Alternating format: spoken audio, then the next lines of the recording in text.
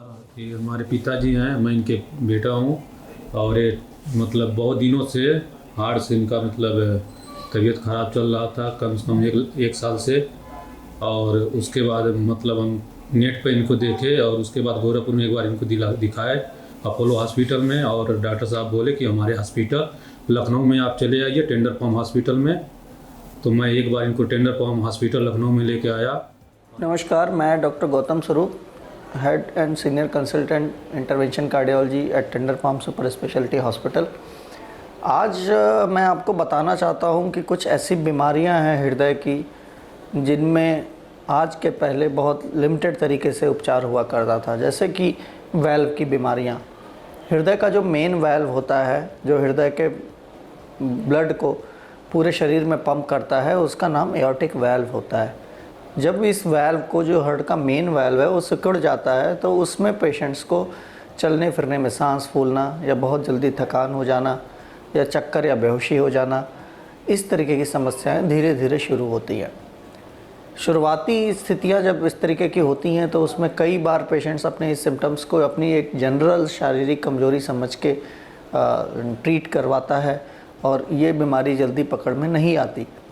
परंतु अनफॉर्चुनेटली जब ये बीमारी पकड़ में आती है तो उसके बाद जो आगे का जीवन है वो बहुत तेज़ी से उसके अंदर गिरावट होती है और एवरेज एज इस तरीके के पेशेंट से कि 1 से 3 साल तक ही बचती है। इस बीमारी को हम लोग एओर्टिक स्टेनोसिस कहते हैं, जिसमें हृदय के एओर्टिक वैल्व में सिकुड़न आ जाती है। यदि हम इसके इलाज की बात करें तो इसका इलाज परंपरागत तरीके से ओपन हार्ट सर्जरी के थ्रू किया जाता था।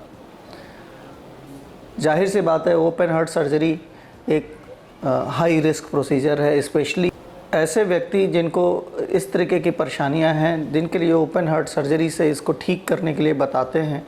तो ओपन हार्ट सर्जरी ऐसे व्यक्तियों में जिनका वज़न कम है, जिनको लंग्स की प्रॉब्लम है, जिनको कोई ब्लीडिंग डिसऑर्डर है, तो ऐसे व्यक्तियों के लिए यह हाई रिस्क प्रोसीजर होता है।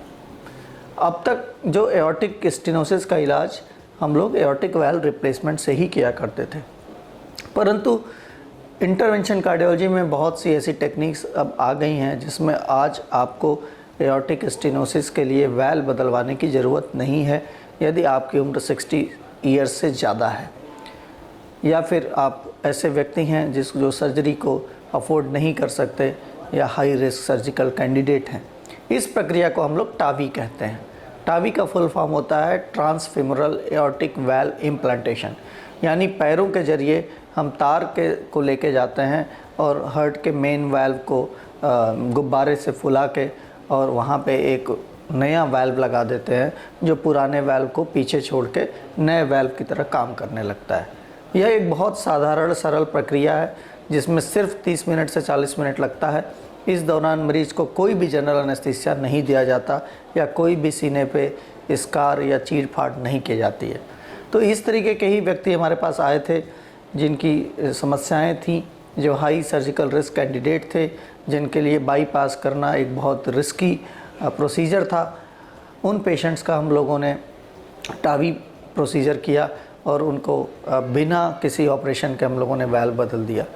ख़ास बात इस प्रोसीजर की ये रही कि जो वैल्व हमने इनके केस में यूज़ किया वह इंडियन वैल्व था। अब हिंदुस्तान में भी इस तरीके के वैल्व्स जो है वो बनने लगे हैं और उसी क्वालिटी के बनने लगे हैं जो पहले बाहर से आते थे। और इलाज कराया, गौतम सर जी ने देखे इनको और उनका इलाज से बहुत मतलब हमारा बहुत अच्छे से इनका इलाज हुआ है। और इनका जो है हार्ट का जो वाल है दूरबीन द्वारा चेंज भी किया गया है और हम उनके मतलब ऑपरेशन से बहुत खुश हैं। इनको कोई तकलीफ़ नहीं है। बस यही आप लोगों से कहना चाहते हैं। धन्यवाद। प्रोसीजर बहुत ही अच्छा रहा और वो पेशेंट 2 दिन के अंदर डिस्चार्ज हो गए। आज वो बहुत अच्छे तरीके से अपना जीवन यापन कर रहे हैं। मैं आप लोगों से यही बताना चाहता हूँ कि Tender Palm Super Speciality Hospital में हम लोग नई टेक्निक्स का इस्तेमाल कर रहे हैं और जो भी टेक्निक्स हिंदुस्तान के किसी भी कोने में होती हैं, ये सारी टेक्निक्स इस हॉस्पिटल के अंदर हम लोग बहुत ही सस्ते दरों पे मरीजों की जेब का ख्याल करके उनके लिए हम लोग कर रहे हैं और बहुत ही अच्छे रिज़ल्ट्स मिल रहे हैं। Thank you.